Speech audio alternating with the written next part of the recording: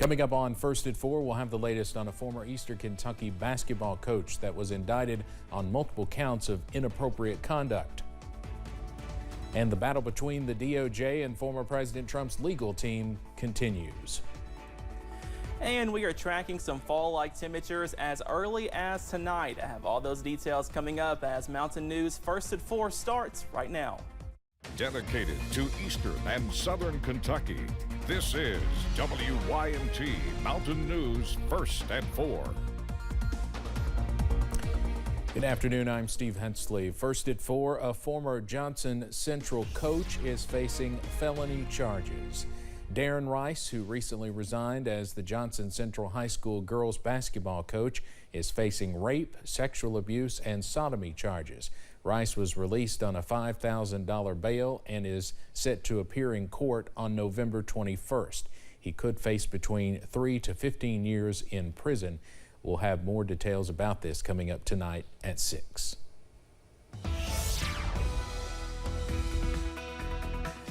Well, we had a few showers earlier this morning, but the weather is looking fantastic across the region right now. Here is a live look over in London at the London Corbin Airport. Nothing but sunshine and blue sky. Current temperature 74 degrees, and check out that dew point 51. So some much drier air is working into the mountains right now. Very comfortable across the region. 70 for Pikeville, 70 in Jackson, 72 for Somerset, and 73 over in Manchester.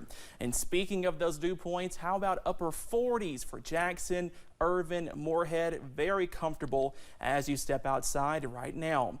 We did have a few showers earlier today, but those are long gone as that cold front continues pushing off towards the south, and we stay very comfortable through the rest of this evening.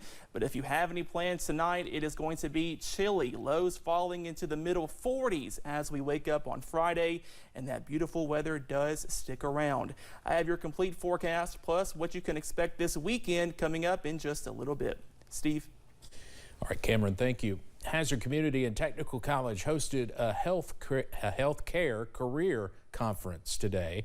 Students from area high schools could join nursing, physician assistant, medical laboratory science, pharmacy, physical therapy, dentistry, and medical school sessions to see which career they would like to pursue after high school. I think they're maybe finding out about some possibilities they weren't aware of, especially since so many of these opportunities are right here in Hazard, and in this area they don't even have to leave. More than 60 students from 4 different high schools, Perry Central, Hazard, Buckhorn, and Cordia, attended the career conference. A new food bank is now open for patients at Baptist Health Richmond. The hospital says the food bank is for patients who are food insecure. Any patient who receives care at the hospital is eligible. They'll get a food bag to last them up to 3 days. The food bank was established after the hospital completed an assessment that identified health needs in the community. A 3-judge panel on the 11th Circuit Court of Appeals has ruled in favor of the U.S. government in its criminal probe of former President Donald Trump's handling of government records. CBS's Skylar Henry has the latest from the White House. The Department of Justice has won the latest round in the legal battle over documents with classified markings recovered from former President Trump's Mar-a-Lago home.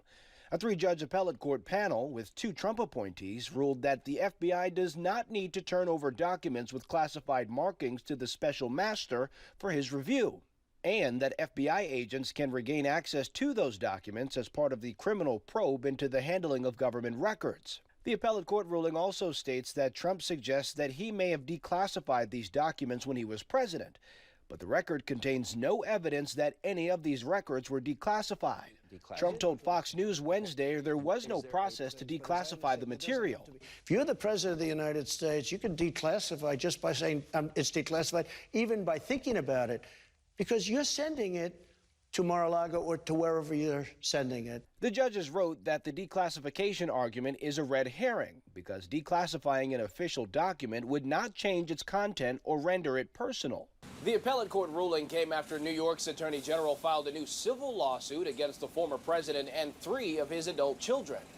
The 222-page civil lawsuit alleges Trump and his family defrauded insurers and lenders violating state and potentially federal laws. Donald Trump falsely inflated his net worth by billions of dollars to unjustly enrich himself and to cheat the system, thereby cheating all of us. The state is seeking to recover $250 million in allegedly unlawful profits and a life ban on Trump and his children serving as officers in any New York company.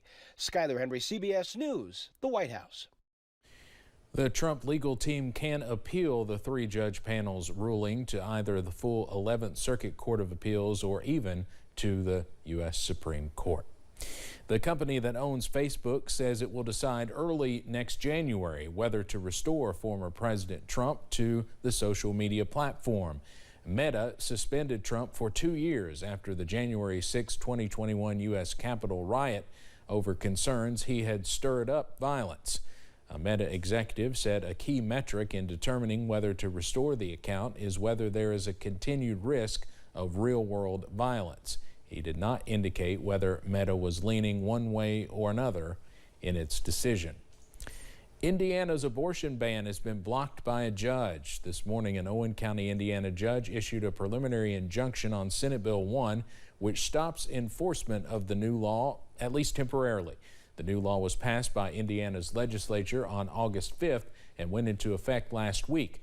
Indiana's abortion ban does include exceptions in cases of rape and incest before the 10th week of pregnancy, protecting mother's life and health, and if the fetus is diagnosed with a lethal anomaly.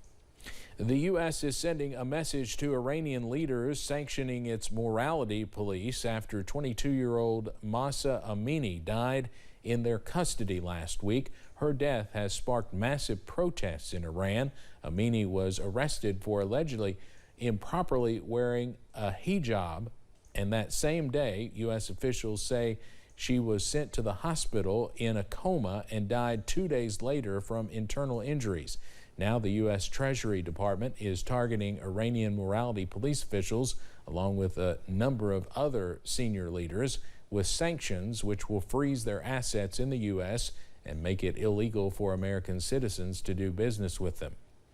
The Federal Trade Commission says Amazon founder Jeff Bezos and CEO Andy Jassy must testify in its investigation into the company.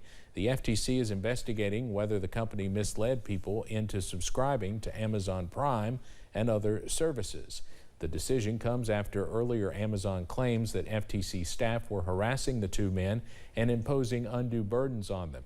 The company had filed a petition to the agency's topmost officials asking them to intervene, but agency commissioners said Amazon had not met the legal threshold to block the civil subpoenas issued to the two men.